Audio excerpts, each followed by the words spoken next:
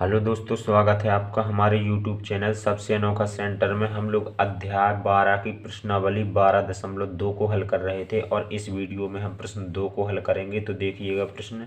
एक चतुर्भुज ABCD का क्षेत्रफल ज्ञात कीजिए जिसमें AB बराबर 3 सेंटीमीटर, BC बराबर 4 सेंटीमीटर, CD बराबर 4 सेंटीमीटर, DA बराबर 5 सेंटीमीटर और AC बराबर 5 सेंटीमीटर। ठीक है, एक हमें चतुर्भुज का क्षेत्रफल निकालना है जो ABCD है। ठीक है, और इसमें AB भुजा 3 सेंटीमीटर दे रखी है, BC भुजा 4 सेंटीमीटर, CD भुजा 4 सेंटीमीटर और AD भुजा या फिर कह लें DA भुजा 5 सेंटीमीटर और AC जो ये हमारा इस चतुर्भुज का विकर्ण है ये भी कितना दे रखा है, 5 सेंटीमीटर। ठीक है, और हमें इसका क्षेत्रफल निकालना है। तो देखिएगा इस त्रिभुज में दो त्रिभुज बन रहे हैं ABC और एक बन रहा है ADC, या फिर कह लें ये चतुर्भुज दो त्रिभुजों ABC और ADC से मिलकर के बना है। ठीक है, तो ये हम दोनों त्रिभुजों के क्षेत्रफलों को निकाल करके दोनों त्रिभुजों का क्षेत्रफल जोड़ देंगे, सो हमें पूरे चतुर्भुज ABCD का क्षेत्रफल मिल जाएगा। ठीक है, तो देखिएगा स्टार्ट करते हैं। यहाँ पर सबसे पहले तो हम लोग लिख लेंगे जो हमें चतुर्भुज ABCD में पता है वो चीज़ हम लोग यहाँ पर लिख लेंगे। तो यहाँ पर लिखेंगे चतुर्भुज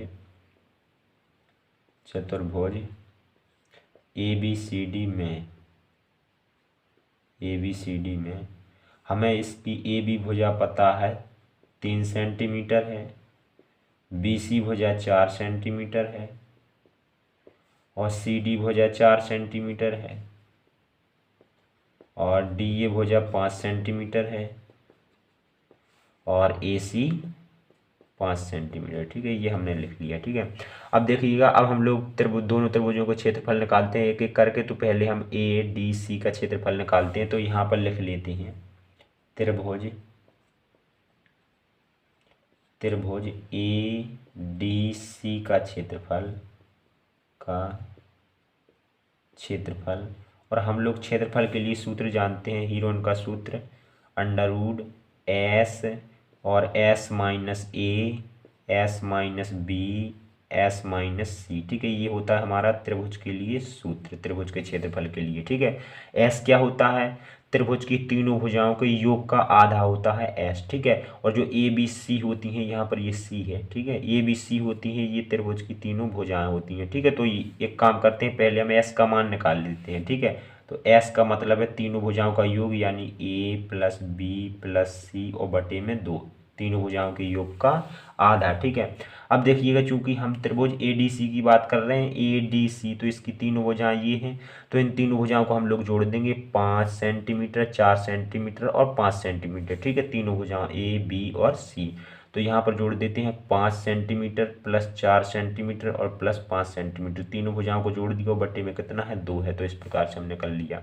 अब देखिएगा ऊपर जोड़ेंगे तो यहाँ पर आ जाएगा हमारा 14, 5 4 9 और 9 5 14 और यहाँ पर आ जाएगा हमारा बटे में 2 और हम 2 का भाग लगा देंगे तो यहाँ पर आ जाएगा हमारा 7 सेंटीमीटर। ठीक है, यानी कि S का मान हमने कितना निकाल लिया है, S का मान निकाल लिया है हमने 7 सेंटीमीटर। ठीक है, और अब हम लोग क्या करेंगे, अब हम लोग इस सूत्र में सभी के मान रख देंगे। S का मान निकाल लिया, S का मान हम लोग रख देंगे और ABC के मान हमें पता ही है, त्रिभुज की तीनों भुजाएं हैं तो त्रिभुज की तीनों भुजाएं हमें पता है। ठीक है, तो देखिएगा अब हम लोग यहाँ पर लिखेंगे त्रिभुज ADC का क्षेत्रफल, त्रिभुज ADC का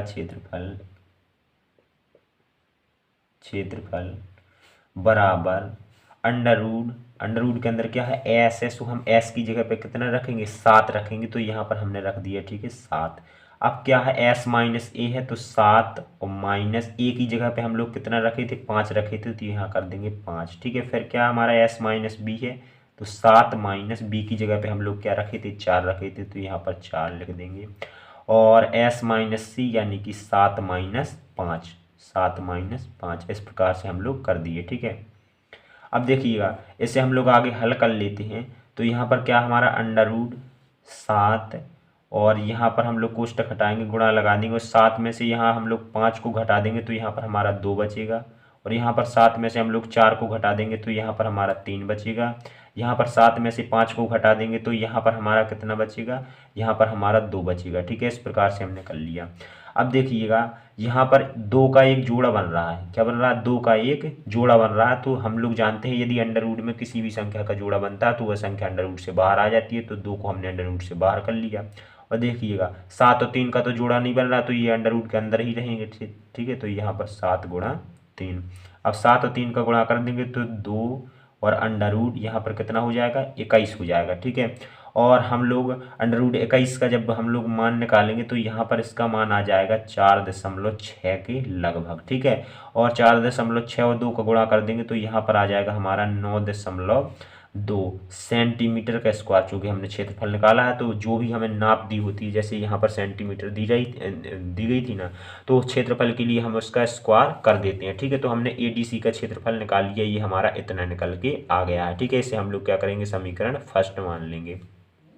अब हम लोग इस त्रिभुज का क्षेत्रफल निकालेंगे, ABC त्रिभुज का क्षेत्रफल। तो यहाँ पर लिखेंगे त्रिभुज ABC का क्षेत्रफल, ठीक है। यहाँ पर लिखेंगे त्रिभुज ABC का क्षेत्रफल।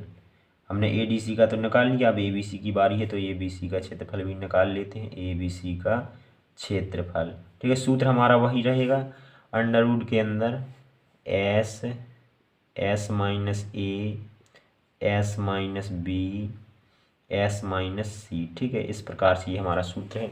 अब इसके लिए हम लोग S का मान निकालेंगे, ठीक है। तो यहाँ पर देखिएगा निकाल लेते हैं, S का मान निकालेंगे तो S बराबर क्या होता है, हमारी तीनों भुजाओं का योग होता है, ठीक है। तो इन तीनों भुजाओं को जोड़ देते हैं, 3 4 और 5, ठीक है।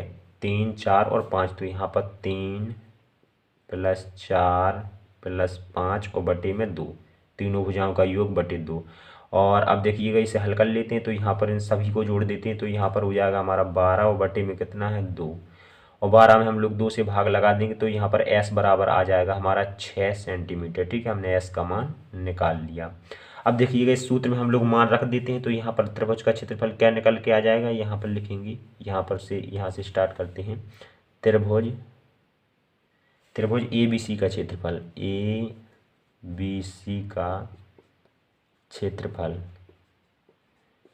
बराबर अंडर रूट क्या है, S है, तो S की जगह पे हम लोग 6 रखेंगे। फिर हमारा S माइनस A है, यानी कि 6 माइनस A की जगह पे कितना रखे, 3, तो यहाँ पर हम लोग 3 कर देंगे।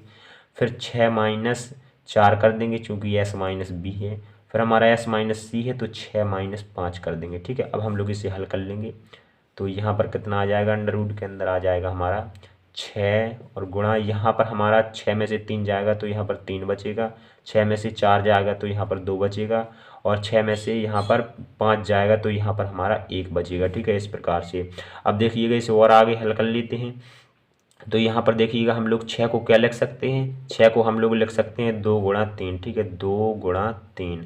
और हमारा 3 पहले से, यहाँ पर हमारा 3 पहले से था और 2 भी हमारा पहले से था, तो इसे हम भी हमने लिख दिया। और 1 का गुणा किसी भी में करें उससे फर्क नहीं पड़ता है, ठीक है। तो 1 को हम लोग छोड़ देंगे, उससे कोई दिक्कत नहीं है। अब देखिएगा यहाँ पर 1 2 का जोड़ा बन रहा है अंडर रूट के अंदर, 1 3 का जोड़ा बन रहा है, तो 2 और 3 को हम लोग बाहर कर लेंगे। तो ये हमने 2 को बाहर कर लिया और 3 को बाहर कर लिया, क्योंकि हम जानते हैं यदि अंडर रूट के अंदर किसी संख्या का जोड़ा बनता है तो वो संख्या बाहर आ जाती है, ठीक है। तो यहाँ पर हमने इस प्रकार से बाहर कर लिए, इन दोनों का गुणा कर देंगे तो यहाँ पर आ जाएगा 6, और यही होगा हमारा ABC का क्षेत्रफल। तो ये हमने क्षेत्रफल निकालिए 6 सेंटीमीटर स्क्वायर, इसे मान लेंगे हम लोग समीकरण सेकंड है, ठीक है। अब हम लोग चतुर्भुज ABCD का क्षेत्रफल निकाल लेते हैं, चूंकि हमने दोनों त्रिभुजों के क्षेत्रफल यहाँ पर निकाल लिए हैं, ठीक है। तो यहाँ पर लिखेंगे अतः